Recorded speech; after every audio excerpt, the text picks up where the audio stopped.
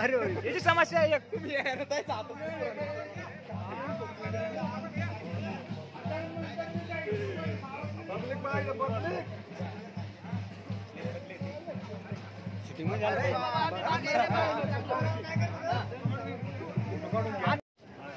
निवेदन करतो की त्यांनी नारायण भाऊ कुशे यांना भरभरून मतदान करून आपल्या जिल्हा परिषद सर्कलमध्ये आपल्या गावाचा उच्चांक आपण जसं लोकसभेला मतदान करत होतो तसंच विधानसभेला मतदान करून आपल्या गावाचं नाव रोशन करावं ही विनंती करतो। तसेच नारायण भाऊंनी आपल्या गावामध्ये बरेचसे कामाची प्रगती दाखवून रोडचे कामं केले, घरकुलाचे कामं केले, आपल्या इथं शाळेला सुद्धा खासदार साहेबांनी आणि आमदार साहेबांनी मोठा निधी देऊन आपल्या गावाला 6 फळ्या मंजूर केल्या। त्याबद्दल मी त्या केंद्रीय मंत्री रावसाहेब पाटील दानवे आणि आपले नारायण भाऊ कुशे यांचा आभार व्यक्त करतो। आपण सर्व गावकऱ्यांनी त्यांच्या पाठीमागे राहून त्यांना भरभरून मतदान करावं हीच विनंती करतो आणि थांबतो। जय हिंद, जय महाराष्ट्र।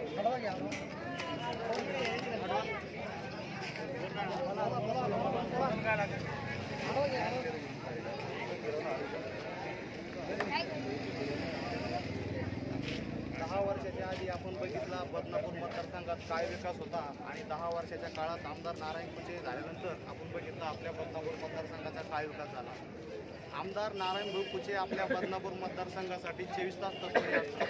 तुम्ही रात्र कधी फोन करा, ते फोन घेतात, जनतेच्या समस्या सोडवतात, जनतेत 24 तास राबतात।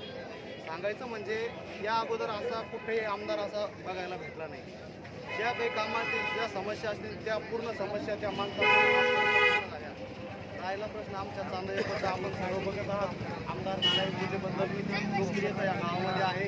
जेव्हा जेव्हा चांदोलीवरून काही आणीबाणीचा आपला कोणता काळ आला असेल तेव्हा जेव्हा आमदारसाहेब आमच्यासोबत उभे राहिले, आमच्यासोबत त्यांनी काम केलं आणि यावेळेस या चांदोलीचा त्यांच्यासाठी खूप मोठा प्रतिसाद आहे आणि चांदोलीतून जास्तीत जास्त कुशे साहेबाला लीड देण्याचं काम आम्ही या ठिकाणी करू आणि त्यांच्यासोबत या ठिकाणी ठामपणे उभं राहू आणि त्यांना 23 तारखेला गुलाल टाकण्याचं काम सुद्धा या मतदारसंघातून होईल मी अशी अपेक्षा करतो।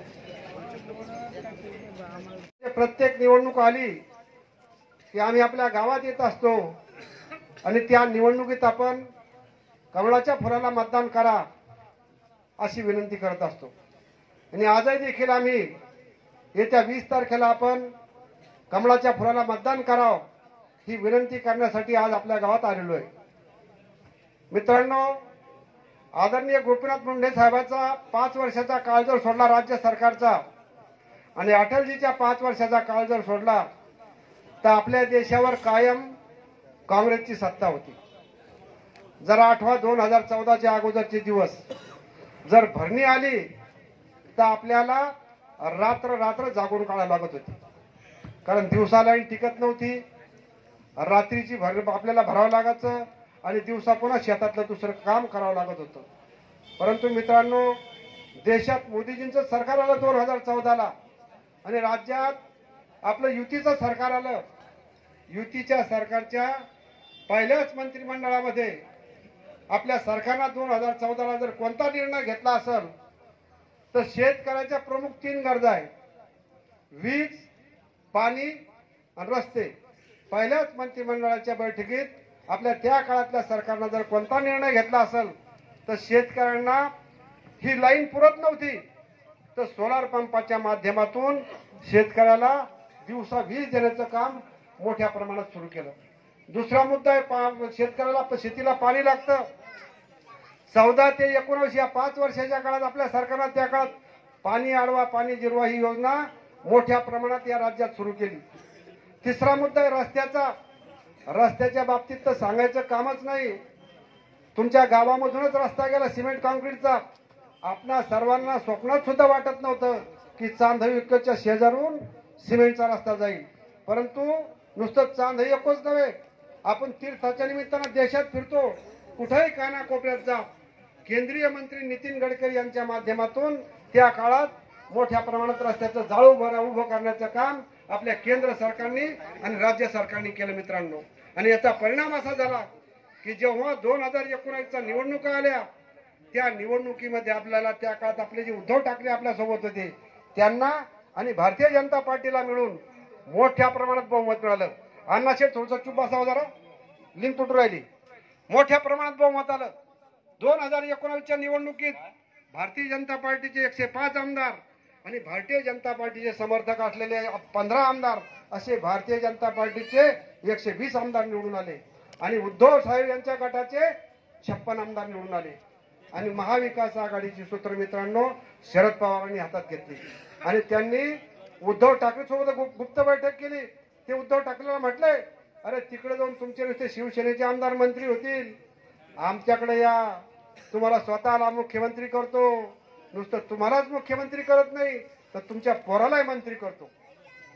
आज तुमचं पोरगा आमदार नाही, तुम्ही स्वतः आमदार नाही, तरी आमच्याकडे या, तुम्हाला मुख्यमंत्री करतो आणि तुमच्या पोराला मंत्री करतो. मित्रांनो, परिणाम काय झाला? आपलं बहुमत असून सुद्धा आपल्याला विरोधी पक्षात बसावं लागलं आणि या राज्यात 2019ला महाविकास आघाडीचं सरकार आलं. आठवा जरा तो 2.5 वर्षाचा काळ. जे सोलार पंप ऑनलाईन करून शेतकऱ्याला भेटत होते, त्या 2.5 वर्षाच्या काळात लिंकच बंद होती सोलार पंपाची.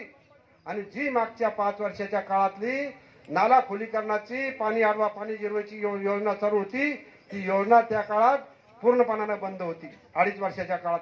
आणि रस्त्याची कामं फक्त केंद्र सरकारच्या माध्यमातून जी होती तीच कामं सुरू होती. राज्य सरकारनं फुटवर रस्ता सुद्धा त्या 2.5 वर्षाच्या काळात मित्रांनो टाकला नाही. आणि याचा परिणाम असा झाला की त्या उद्धव साहेबाच्या गटातले काही जे आमदार होते ते अस्वस्थ झाले. अरे आपण निवडून कोणासोबत आलो आणि आज सरकारमध्ये कोणासोबत आहे, त्यांना हे पटलं नाही. आणि शिंदे साहेबाच्या नेतृत्वाखाली 40 आमदारांचा गट बाहेर पडला आणि परत महायुतीचं सरकार 2.5 वर्षानंतर राज्यात सत्तेवर आलं. आणि मित्रांनो, ज्या दिवशी महायुतीचं सरकार सत्तेवर आलं त्याच दिवशी पुन्हा सोलार पंप ऑनलाईन होणं सुरू झाले. आणि या 2.5 वर्षाच्या काळात आपल्या राज्यात या सरकारच्या माध्यमातून शेतकऱ्यांना मोठ्या प्रमाणात सोलार पंप भेटले.